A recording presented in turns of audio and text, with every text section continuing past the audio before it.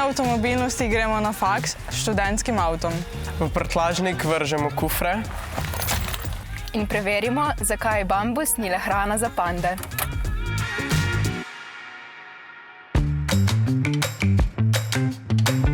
Pozdravljeni v avtomobilnosti. Razni prometni aktivisti radi rečejo, da smo vsi mi tisti, ki imamo radi avtomobile, tisti ta grdi. Zato, ker pač avtomobili so pa ja krivi za vse možne prometne probleme. No, avto seveda ni kriv, kriva so samo naša dejanja. In vsem tistim zelenim ozkoglednežem sporočamo, da imajo prav. Avtomobila res ne bi smeli uporabljati za vsak opravek. Ne bi ga smeli zlorabljati. In če to pravimo mi, ki pravzaprav živimo od avtomobilskih tem, bi to že moralo držati. Ker avto preprosto ne more vedno zmagati. Že zato ne, ker ne more biti vedno najbolj udoben in tudi, roko na srce, pogosto celo ni smiseln. Mnogokrat gre seveda s kolesom bistveno hitreje, včasih gre celo peš hitreje in pa, ko enkrat začneš redno uporabljati javni prevoz, ugotoviš, da tudi na določenih relacijah za določene situacije celo javni prevoz ni tako zelo slab, kot radi rečemo, da je. Problem pa je, ko zeleni aktivisti rečejo, da recimo kolo lahko v celoti nadomesti avto ali pa da ga lahko v celoti nadomesti javni prevoz. Treba je biti realen, pa kdaj mogoče tudi pogledati ven iz okolja mest. In to, da na reševanje prometnih problematik ne smemo gledati ozkogledno, no, to nam pogosto pokažejo že kar tiste aplikacije, ki jih sicer uporabljamo za to, da bi naš avtomobil pustili doma. In naj vam pokažem eno teh novih aplikacij. Aplikacija se imenuje brezauta.si. Gre za spletno aplikacijo, razvili so jo 3 mladi študenti računalništva in pred kratkim jih je naš RTV-ovski kolega z Vala 202 gostil v svoji zeleni luči. Priporočamo poslušanje. Ampak kakorkoli, gre za aplikacijo, ki nam izračuna, koliko časa bomo potrebovali od točke A do točke B na različne prevozne načine. Se pravi, peš, s kolesom, z javnim prevozom in z avtomobilom. Seveda, aplikacija je zelo podobna aplikacije Simo.si, državna aplikacija, ki je že nekaj časa v veljavi, pa seveda tudi Google Maps in pa Apple Maps in podobne navigacijske naprave zdaj že znajo nam ponuditi tudi takšne podatke. Problem pa se pojavi, ko dejansko želimo priti na bolj trajnosten način od točke A do točke B. Namreč, ko sem vsem tem aplikacijam dal za nalogo, da želim priti sem ob 8. zjutraj, sem do vodovodnega stolpa tukaj v Brežicah, so mi aplikacije z javnim prevozom izračunale, da bom do sem potreboval 4 ure in 12 minut. Tako je rekla aplikacija brezauta.si. Aplikacija Simo mi je izračunala 3 ure in 57 minut. Govorimo pa o poti, ki sem jo z avtomobilom prepeljal v 57 minutah. In pa še, ko sem dodal včeraj zvečer, da želim sem v Brežice priti ob 8. zjutraj danes, na seveda dan snemanja, no takrat pa so aplikacije rekle, ne, to pa ni mogoče. Kakorkoli, avto je še posebej koristen, če se vozimo skupaj. Namreč, tokrat smo jih dali v test študentom. Spoznajte Laro, Anejo in Vida. Naše vprašanje pa se glasi, ali je lahko takšna majhna panda dober študentski avto. Moč ti še tle tako dosti placa. Pa še vedno bi šlo. Še tle 2 torbi, mogoče kaj. Za 3 študente je Placa prelahka dosti. naloga bila zdaj. Tak, ja. Mislim, da bi lahko vsak imel 2 kufra s seboj. No. Ali pa še enega dodatnega študenta. Za 4 študente bi bilo po mojem glih za dosti, ja. Ali če bi imeli večje kufre, ne? Ja. Jaz si predstavljam kako babico, ko se tako vozi po mestu, je to najmanjša briga, kako velik ima prtljažnik, ne vem, res tak. Jaz si predstavljam moja babica, ima res miniaturnega, ne? Za študenta, ko pa rabi vsak vikend nositi kufre domov, pa zvezke, torbe, to je kar pomembno, da ne tlači, no. Ja, mislim, važno je, da spraviš noter kufre in kolega, ne.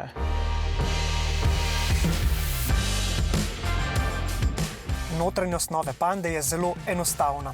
Tukaj ni kakšnih kompleksnih asistenčnih sistemov, zaslon je zelo enostaven, potovalni računalnik, na primer, ponuja le tiste najbolj osnovne informacije, tudi ključe, poglejte, čisto klasičen in ne nazadnje, materiali so zelo takšni trdni in robustni.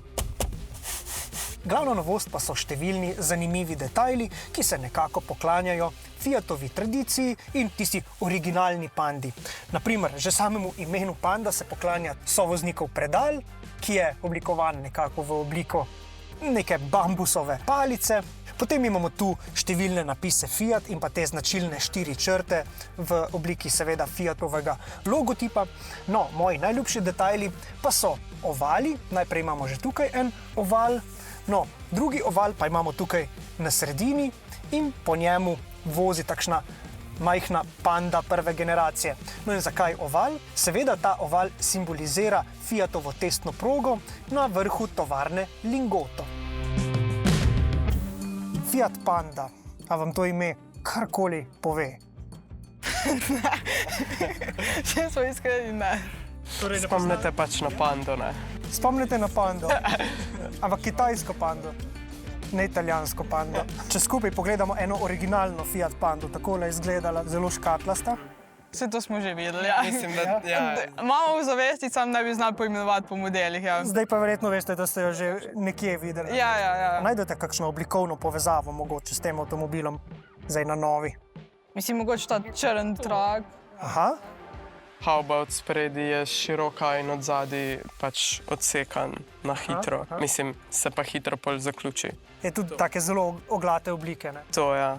A najdemo tukaj strani še kakšne? Šle na blatnikih so 4 črte, kot jih ima on od spredi. To je v bistvu Fiatov logotip iz 90-ih let. Mislim, tle tudi piše panda tak spodaj. No, pa še en zanimiv detajlček imamo tukaj, je pa odvisno, iz katere smeri se pogleda ta plastičen del. Iz te smeri se vidi tisti Fiatov logotip s 4 črticami, iz te smeri pa Fiat. Napis, ja. A je ta retro zdaj modern, kaj se vam zdi? Ja, sem mogoče ne toliko, da bi opazili. Ponavadi je fajn malo nostalgije, samo mogoče smo mi glih premladi, da bi to opazili, no, da bi se s to s čim povezali, tako da nimam glih nekih osebnih občutkov glede tega. No. Aha, verjetno bi staršem več pomenilo. Najverjetneje, ja. Originalna Panda je bila na voljo v več različicah, tudi s 4-kolesnim pogonom, kar jo je naredilo priljubljeno tudi na podeželju in v gorskih predelih, naprimer v Alpah. Uporabljali so jo tako mestni prebivalci kot kmetje. Danes pa je glavna novost, da je Panda poleg bencinskega in blagohibridnega pogona prvič tudi električna. No, na bencinski strani imamo dobro poznani Stellantisov 1,2-litrski turbo trivaljnik z 81 kW moči, električni pogon pa tvori elektromotor s 83 kW moči, poleg tega pa še baterija, ki ima uporabno kapaciteto 43,8 kWh. No, dovolj o teh številkah, gremo se voziti. Kaj recimo mora tak avto imeti, da se udobno študentje pripeljejo iz Krškega v Ljubljano? Nič kaj preveč. Klimo. A to pomeni, da mora biti enostaven avto? Vse, ko si študent, ne rabiš nekaj tak. Itak šparaš. Da je majhen, da ga lahko spraviš, recimo na parkirišče ali pa kje, ko ni glih pretirano veliko placa. Ampak da je hkrati tudi prostorna. Ponavadi je sicer fajn, da imaš prtljažnik dosti veliki, da imaš lahko pač prtljago vzadje. A ima študent veliko prtljage? Mislim, zdaj, če se vsak teden vozi sem pa tam, je še vedno se pol nabere. Ponovadi bi pa šel še kdo zraven, ne? Da si pol tudi stroške razdeliš. Pa če tudi pelem kakšnega kolega, ki je 2-metrski, da še zmer se lahko spravi v ta avto. Se pravi, študent se redko vozi sam. Tako, da lahko tudi svoje kolege po poti poberem in se ne bojo pritoževali, da se morajo tiščati skupaj. Potem se pa nočejo voziti s tabo, ne? Tako, ja. Proti častiš gorivo, ne? Ja.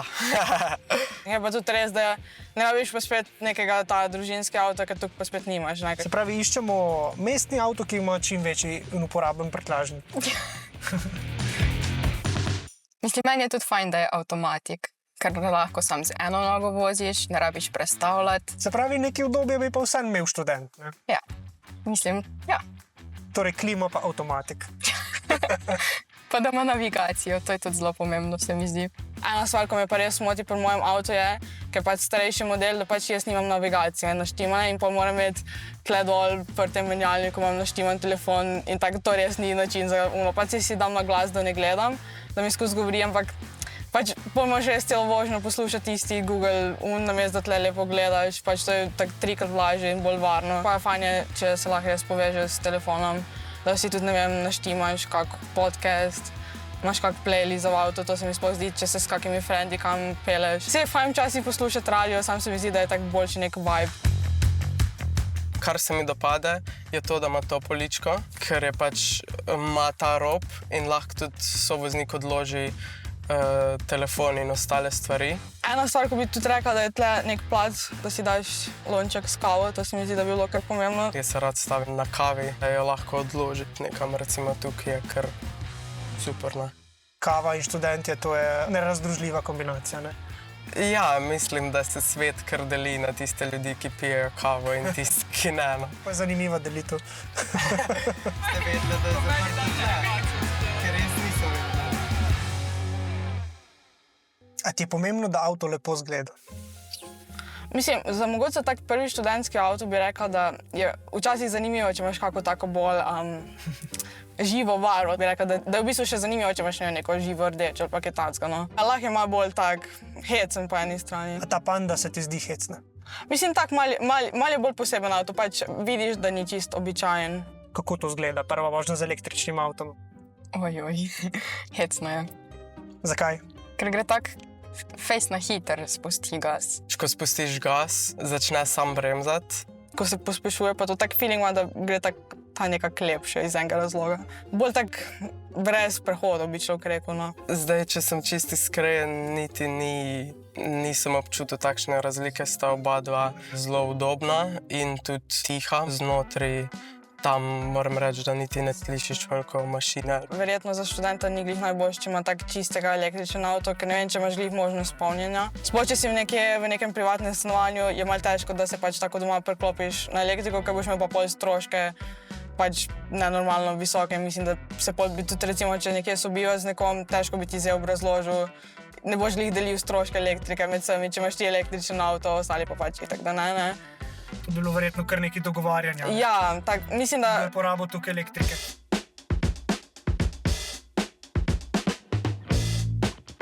Študentski avto, uporaben, funkcionalen, dostopen. Videz avtomobila pa ne pride na top študentsko listo. Ne, mislim, za marsikoga je to sicer želja, sam verjetno pol. Ko pogleda pod črto, to verjetno ni na prvem mestu, ne. Tam si pa pol malo bolj privoščiš. To bo pa tisto avto, ki ga bomo potem s prvo plačo. Tako, ja, tako.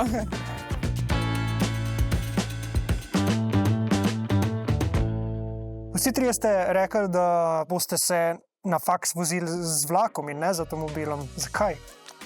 Mislim, prvo je verjetno tudi najbolj logična pač možnost, da si nekako, vsaj noben od nas nima glede svojega avtomobila, pač si delimo z drugimi sorojenci ali pa pač starši, ne. In je že to, plus tudi stroški bencina so kaj dražji, pač se mi zdi, da letna karta na vlaku je zihar pač cenejša, kot pa če bi se skozi vozil. Pa jaz kar vidim, jaz sem že zdaj bil v dijaškem domu, pa pač lahko bi se že četrti letnik vozil z avtom, ampak nisem niti imel želje, zato ker se mi zdi, da mi potem avto tistih 5 dni čez teden stoji tam in parkiran, jaz pa pač plačujem pol za vse servise in pač registracijo in to je... Ja, sploh v Ljubljani se mi zdi, da zraven stanovanja ali pa tak je težko najti kak parkirni prostor. Pa tudi se mi zdi, da v vlaku se lahko mogoče bolj sprostiš, ne vem, ali bereš, se učiš, se pogovarjaš, karkoli, spiš, kar v avtu glih ne moreš početi. Se pravi, tisti dodaten čas, ki nam ga vlak vzame, vam druge prednosti pravzaprav odtehtajo, če prav razumem. Ja, tako. Pa mislim, da tudi ko prideš enkrat v Ljubljano, oziroma jaz bom študiral v Mariboru, je pač še manjše mesto, je vseeno dosegu pač s kolesom ali pa peš. Pač po Ljubljani se ne rabiš niti voziti z avtom, pač gor ti res ne koristi, je pač parkiran tam. V teh velikih mestih se mi zdi, da so tudi gužve problem, sploh v teh časih, ko je konec službe in pol ti vse to vzame dodaten čas. In stres, torej živce.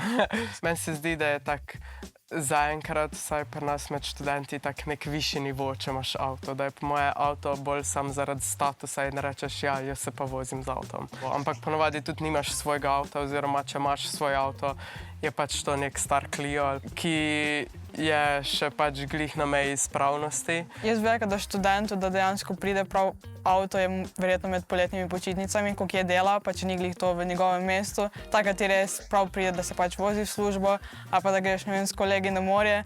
Tak v času teh zimskih poletnih semestrov, ko si pa dejansko na faksu, je pa to glih tak malo. Nek dodatek modni, ni glih res neka funkcionalnost, da bi se splačal iz tega vidika. Vse to načeloma se pol že tako dogovoriš z družino ali pa neki, da ti posodi avto. To, ja. Pač ni vsakodnevno, da bi šel v Izolo na morje. Tako, da bi si sam zaradi tega zdaj kupil avto svoj. Se pravi, če jaz prav razumem, vi si avta niti ne želite v tej fazi. V tej fazi še ne mogoče. Ne. Poglejmo zdaj popolno protiutež tem malim pandam. Namreč pred nami je velik, dolg, močan, nizek Audi in v svoje roke pod svojo komando ga je vzela Martina. In kot boste slišali v naslednjih minutah, avto se je pokazal kot zelo, zelo priden in ubogljiv. Naj vam povem, zakaj sem z Audijem A6 Avant nasmejala sosede. Krive so tele lepe luči. Nisem se mogla opreti in po noči sem hodila okoli in okoli avta, da sem preverila vse, v kaj se lahko teli prelepi plemenčki spremenijo, katere grafika, vzorci se pričarajo. Ampak s čim me je pa dobil? S tem, ko lahko spreminjaš tudi sprednje luči in ti tako lepo pomižikne. Ampak poglejmo, s čim me je še dobil.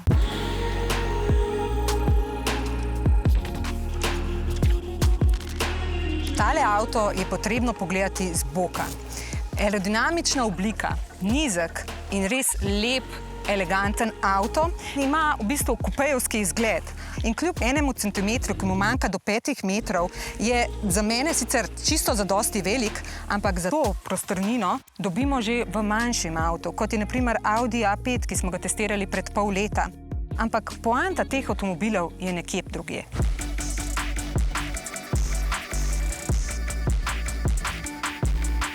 Avto je odziven, ubogljiv.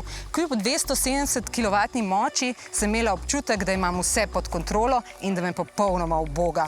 Ima 4-kolesni pogon in 4-kolesno krmiljenje, kar res omogoča, da čez ovinke lepo potuješ. Poleg tega pa mi olajša tudi parkiranje. Ni več problemov kljub dolžini, da ga ne bi lepo na mestu obrnil. Zakaj pa ta avto potrebuje obračanje vseh 4 koles, Audi A5 pa ne, pa nam bo razložil glavni Audijev inženir za vozne lastnosti. With an active rear-wheel steering system, you have the option to add a virtual wheelbase, so you can increase the wheelbase, and I want to show you what I'm talking about.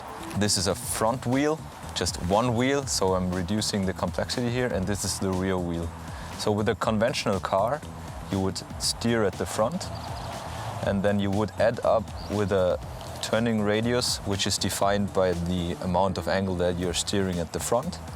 And with the stiff axle, it is predefined where you're turning around. So this is your track width, wheelbase, this distance. If you have a rear wheel steering system, additionally, then you can do this. In a city situation, which makes you turn around this point, which virtually reduces the wheelbase. And if you're turning the other way around, if you do like this, then you can kind of increase the wheelbase virtually.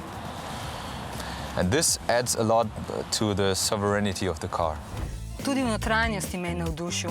Sedeži niso le udobni, ampak te lepo objamejo tudi v ovinku.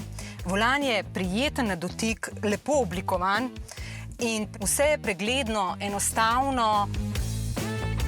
Všeč mi je tudi tale panoramska steklena streha, ki pričara pravo, prijetno, difuzno svetlobo. Mojima otrokoma pa je bil najbolj všeč tale dodatni ekran, na katerem poleg številnih aplikacij so tudi igrice. In pri dirkanju sta lahko oba tekmovala skupaj, pridružila sem se jim pa tudi jaz in moram se pohvaliti, da sem ji premagala.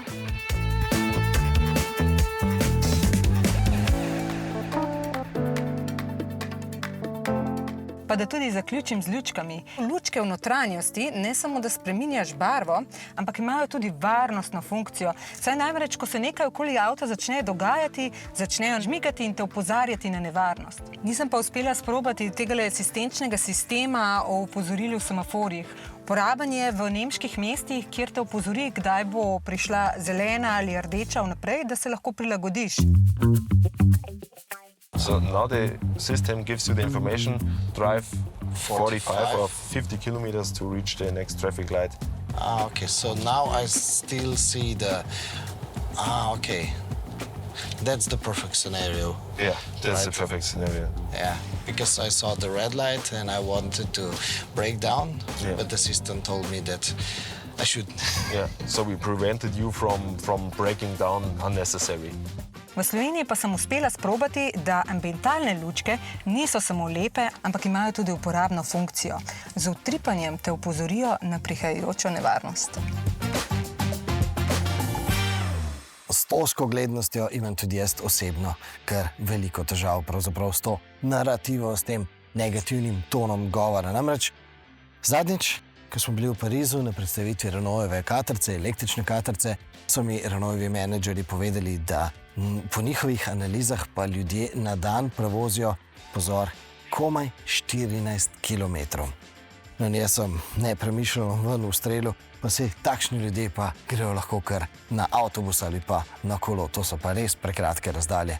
Seveda sem pri tem pozabil na to, da avtomobil ima tudi prtljažnik, da ima avtomobil tudi zadnjo klop, na katero posedimo naše otroke, pa da včasih tudi zunaj dežuje in vreme ni primerno, da bi kolesarili. Pa seveda ignoriral sem tudi dejstvo, da vsem ni tako enostavno hoditi. Torej vabimo se nas, ki kdaj pa kdaj tudi pametujemo glede reševanja prometnih problemov, da smo bistveno bolj odprti. V prejšnji oddaji sva z električnim Mercedesom CLA prevozila 500 km po avtocesti. Zato naslednjo današnjo zgodbo vzemite kot očiten prikaz, kako elektromobilnost v resnici hitro napreduje. Ampak vendarle, naslednja zgodba ne bo toliko test avtomobila, ampak bolj test italijanske električne infrastrukture.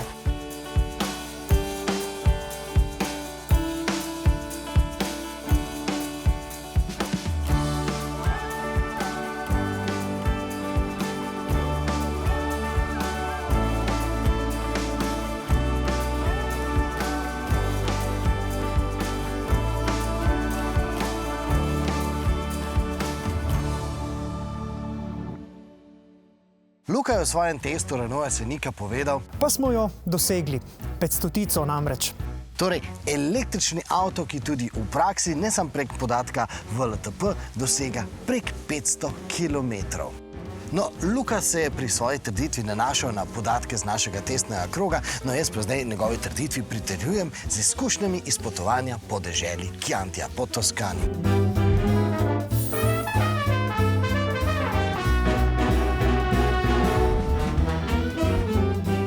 No, ko greš na kampiranje, prostora seveda ni nikoli dovolj, je pa res, da pravzaprav smo na koncu kar vse pospravili v ta avtomobil. In ključno vlogo pri tem je odigralo to, da je ta prtljažnik zelo kockast, zelo visok. In ko smo mi to polico pustili doma, smo dejansko te stole za kampiranje lahko kar pospravili v ta avtomobil takole po konci. No in druga stvar, ki nam je pa zelo prav prišla, je pa ta luknja v tem dvojnem dnu. V tem primeru dodam, da bi ta avtomobil moral imeti tisti tako imenovani frank, se pravi prtljažnik za kable v prednjem delu. No, ampak, ko smo kable pospravili drugam, smo to luknjo dodobra izkoristili za opremo, za kampiranje. Seveda pa, ker smo ta prtljažnik napolnili do stropa, no takrat pa je prišla zelo prav naslednja funkcija. Ker smo imeli prtljažnik napolnjen do stropa, seveda jaz skozi to vzvratno ogledalo nisem videl nazaj prav nič. Ampak potem sem naredil tole. Ta zaslon, ki mi je dejansko prikazal, kaj se za avtomobilom dogaja. Ampak Med vožnjo po tistih toskanskih vinogradih je slika na tistem digitalnem vzvratnem ogledalu postala siva medla, brez kakršnih koli barv in brez kakršnih koli kontrastov. Kar nekaj časa je trajalo, preden sem doumel, da je kamera pač umazana. Ampak ko jo boste šli čistiti, ne čistite samo te kamere tukaj spodaj, tale koristi pri parkiranju. Tisto kamero, ki jo morate očistiti, tista kamera se skriva tukajle gor na vrhu. In očistite je lahko že kar s tem brisalcem.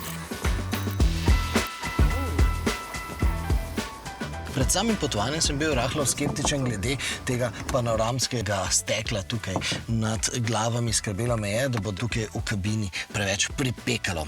Ampak roko na srce, ta elektrokromatska zatemnitev tega stekla pravzaprav izredno dobro deluje. In tudi takrat, ko je sonce fejst pripekalo, smo imeli tukaj notri pravzaprav tako izredno lepo, mehko, difuzno svetlobo, takšno za fotografiranje.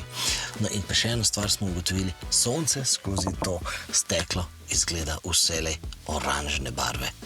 Ampak tukaj pa imam eno močno kritiko. Namreč prezračevanje, klimatiziranje tega avtomobila. Tukaj spredaj so bila ženo v ledenici, zadaj pa moji otroci niso imeli dovolj zraka. Renault, glede na to, da je to družinski avtomobil, to pa res morate popraviti. No, glavni minus tega senika pa se kakor zadevajo teh kluk, teh poklopnih kluk. Seveda izgledajo lepo, ko so tako nekako zlite z karoserijo in seveda vplivajo tudi na samo aerodinamiko. Ampak problem pa je, na takšno potovanje, ko greš velikokrat notri ven, pa se ustaviš za to, da boš nekaj fotografiral, pa dejansko nočeš še, da se bo avtomobil zaklenil. No, redno se nam je dogajalo, da je ta avtomobil poklapljal te kluke tudi takrat, kadar mi tega nismo želeli. To na koncu je nadležno. Torej, Renault, predlagam, da kluke poklopite šele takrat, ko z avtomobilom dosežemo hitrost, recimo 5 ali pa 10 km na uro, ne pa na mestu. Gremo torej zdaj na ta doseg. No, ko sem baterijo do konca napolnil do 100%, je potovalni računalnik kazal podatek 534 km. No, seveda, tudi jaz tega podatka nisem šel zares preverjati, zato ker sem preprosto izkoriščal dobro pripravljenost Italije na elektromobilnost. Namreč posebnost te poti je bila v tem, da jaz se zaradi polnilne infrastrukture, zaradi samega polnjenja nisem potreboval prav nič prilagajati avtomobilu. Dejansko smo avtomobil priložnost napolnili vsakič takrat, ko smo se pač ustavili zaradi drugih potreb. Seveda na poti tja v Toskano zaradi tega, ker sem potreboval tisti espresso, potem pa, ko smo pohajkovali po tistih čudovitih toskanskih vasicah, smo dejansko polnili kar na tistem parkirišču pred glavno znamenitostjo. In tudi, ko smo šli v trgovino, pred vsako tako večjo trgovino, je hitra polnilnica. Torej se avtomobil napolni med tem, ko smo mi polnili nakupovalni voziček. In v tem vidim, da je italijanska infrastruktura boljša od slovenske, zato ker te polnilnice smo našli pravzaprav v vsaki najmanjši vasici in pa tudi te polnilnice niso bile pred kakšno občinsko stavbo, ampak tam, kjer dejansko se mi z avtomobili tudi ustavljamo. A mimogrede, Petrolove kartice ne sprejemajo prav nikjer, gremo na elektriko, pa je bila zaželena praktično na vsaki polnilnici.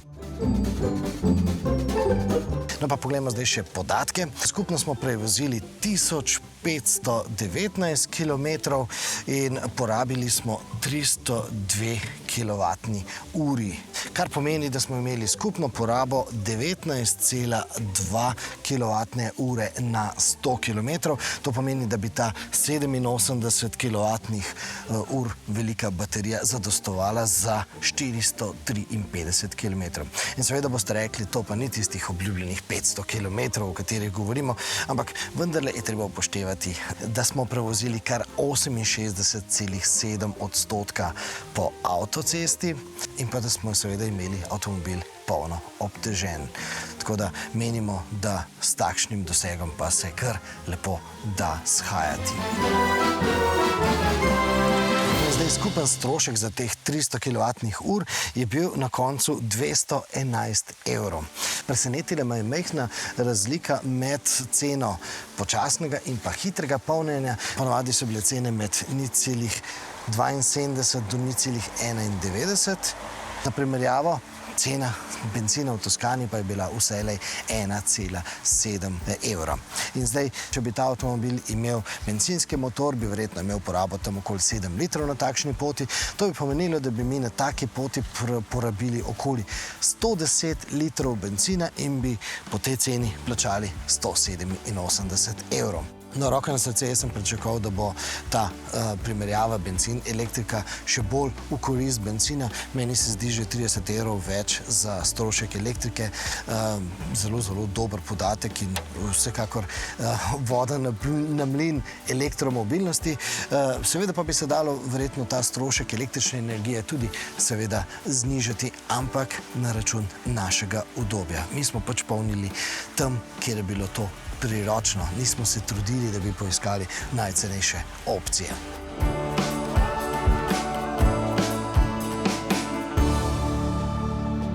No, Martina je imela z električnim avtom drugačno zgodbo, pa tokrat spet ni bil kriv avto, ampak destinacija. Martina namreč ni šla v Italijo, ampak na Italiji in na nasprotno stran Jadranskega morja, torej na Hrvaško. Torej, tudi v prihodnji oddaji bomo govorili o enem malem električnem rumenem avtomobilu, ampak tisti avtomobil ima eno veliko, pravzaprav gromozansko luknjo. V pozitivnem smislu luknjo. Torej, Martina in Puma sledita v prihodnji oddaji. Do takrat pa seveda naše razširjene zgodbe spremljajte na spletnem portalu mmc.rtv.slo.si. Naše zgodbe iz arhiva se lahko pogledate tudi na vašem televizorju v televizijski aplikaciji RTV 365. Ter seveda na našem YouTube kanalu in ostalih družbenih omrežjih. Torej, do prihodnjič, srečno!